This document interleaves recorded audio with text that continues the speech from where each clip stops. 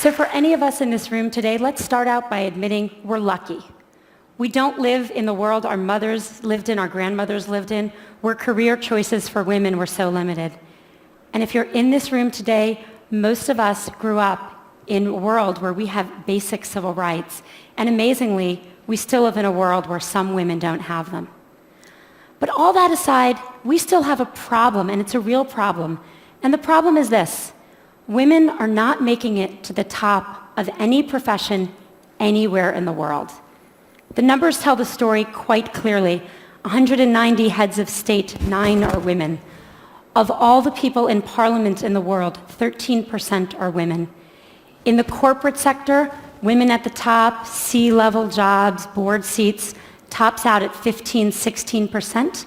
The numbers have not moved since 2002 and are going in the wrong direction. And even in the nonprofit world, a world we sometimes think of as being led by more women, women at the top, 20%. We also have another problem, which is that women face harder choices between professional success and personal fulfillment. A recent study in the US showed that of senior managers, of married senior managers, 2/3 of the married men had children, and only 1/3 of the married women had children.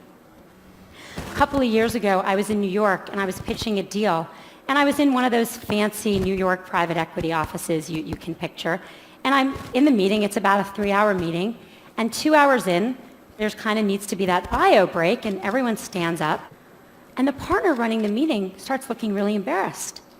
And I realize he doesn't know where the women's room is in his office. So I start looking around for moving boxes, figuring they just moved in, but I don't see any. And so I said, "So did you just move into this office?"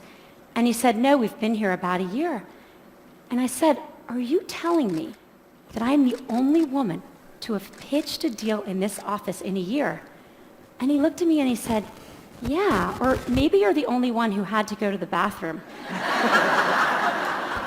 So the question is, how are we going to fix this?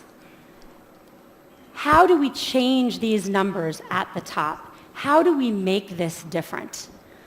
I want to start out by saying I talk about this, about keeping women in the workforce, because I really think that's the answer.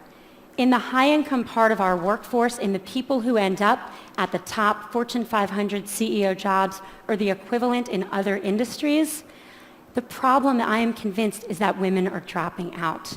Now, people talk about this a lot, and they talk about things like flex time and mentoring and programs companies should have to train women. I want to talk about none of that today, even though that's all really important. Today, I want to focus on what we can do as individuals. What are the messages we need to tell ourselves? What are the messages we tell the women that work with and for us? What are the messages we tell our daughters? Now, at the outset, I want to be very clear that this speech comes with no judgments. I don't have the right answer. I don't even have it for myself. I left San Francisco, where I live, on Monday, and I was getting on the plane for this conference, and my daughter, who's 3, when I dropped her off at preschool, did that whole hugging the leg, crying, "Mom, you don't get on the plane" thing. This is hard.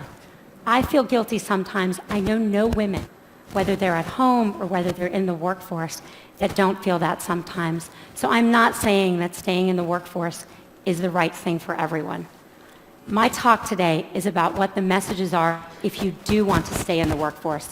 And I think there are 3. 1, sit at the table. 2, make your partner a real partner. And 3, look at that. Don't leave before you leave. Number 1, sit at the table.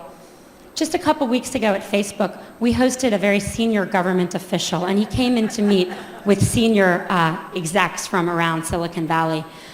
And everyone kind of sat at the table, and then he had these 2 women who were traveling with him who were pretty senior in his department, and I kind of said to them, "Sit at the table, come on, sit at the table."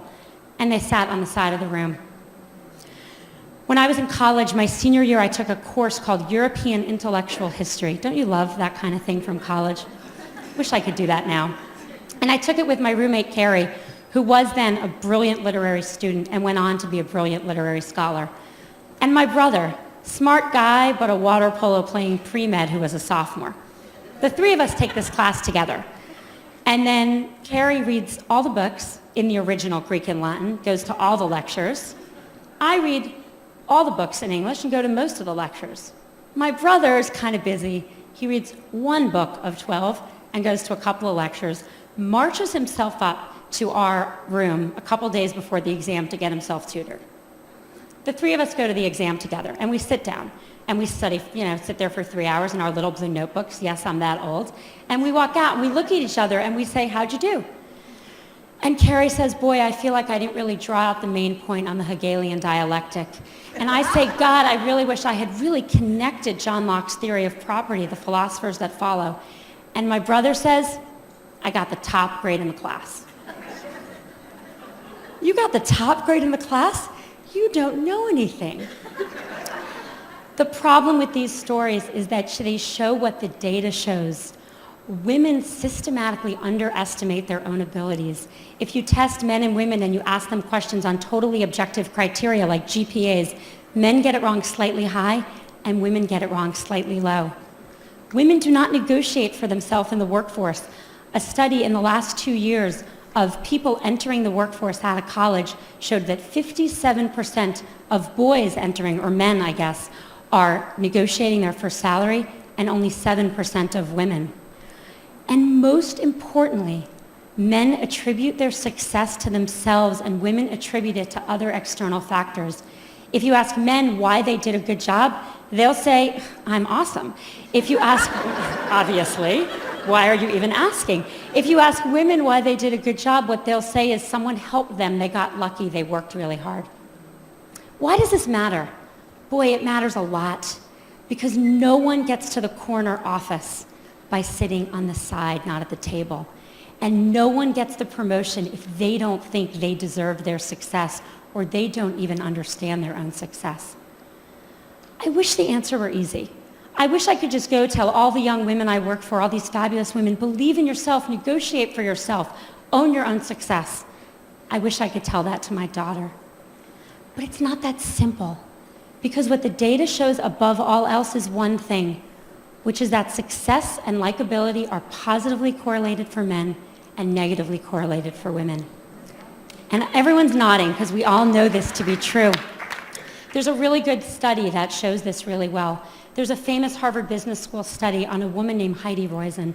And she's an operator in a in a company in Silicon Valley, and she uses her contacts to become a very successful venture capitalist. In 2002, not so long ago, a professor who was then at Columbia University took that case and made it Heidi Roizen. And he gave that case out, both of them, to 2 groups of students. He changed exactly one word, Heidi to Howard, but that one word made a really big difference. He then surveyed the students, and the good news was the students, both men and women, thought Heidi and Howard were equally competent, and that's good. The bad news was that everyone liked Howard. He's a great guy. You want to work for him. You want to spend the day fishing with him. But Heidi, not so sure. She's a little out for herself. She's a little political. You're not sure you'd want to work for her. This is the complication. We have to tell our daughter and our colleagues, we have to tell ourselves to believe we got the A, to reach for the promotion, to sit at the table. And we have to do it in a world where for them there are sacrifices they will make for that, even though for their brothers there will not. The saddest thing about all of this is that it's really hard to remember this, and I'm about to tell a story which is truly embarrassing for me, but I think important. I gave this talk at Facebook not so long ago to about 100 employees. And a couple hours later, there was a young woman who works there sitting kind of outside my little desk, and she wanted to talk to me. And I said, okay, and she sat down and we talked, and she said, I learned something today. I learned that I need to keep my hand up.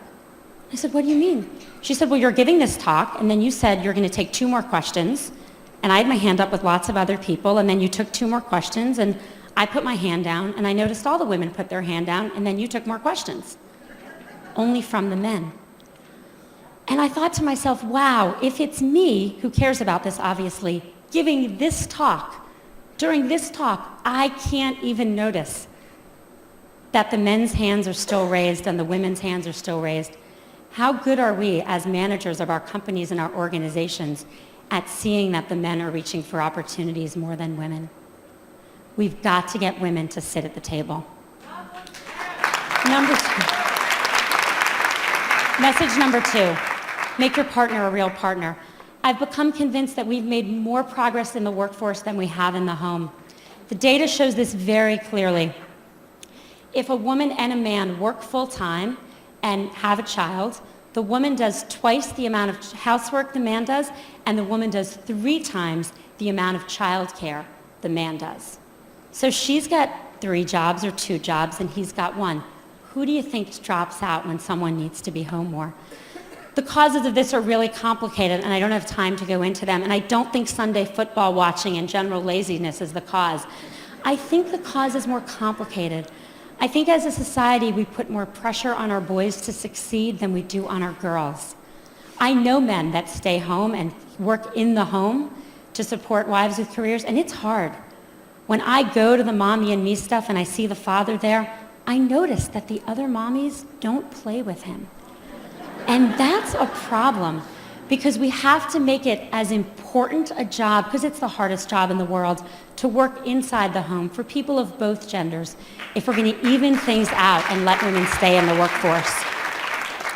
Studies show that households with equal earning and equal responsibility also have half the divorce rate. And if that wasn't good enough motivation for everyone out there, they also have more, how shall I say this on this stage? They know each other more in the biblical sense as well.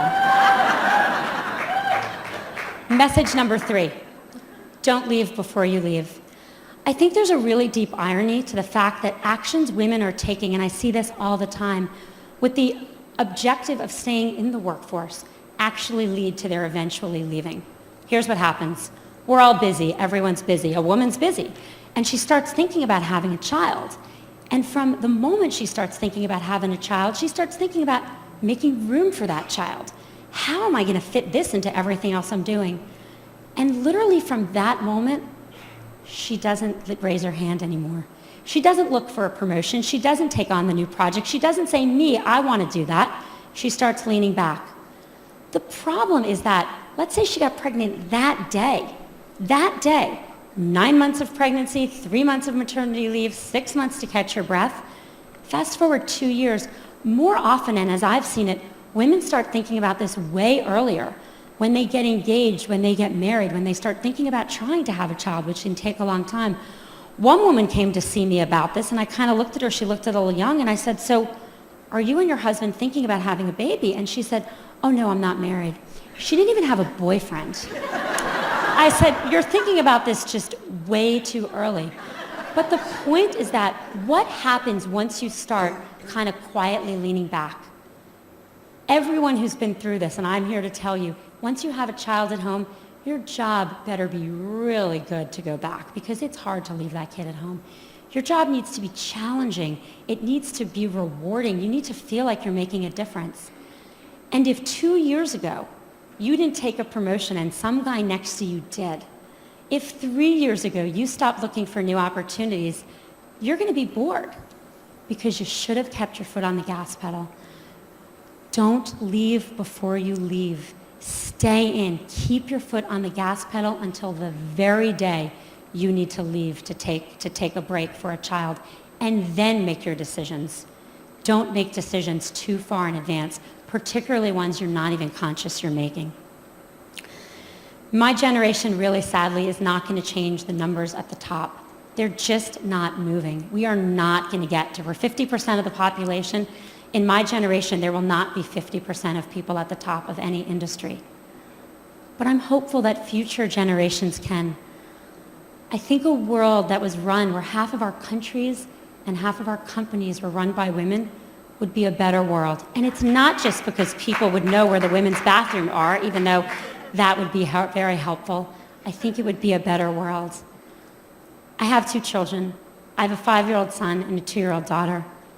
I want my son to have a choice to contribute fully in the workforce or at home, and I want my daughter to have the choice to not just succeed, but to be liked for her accomplishments. Thank you.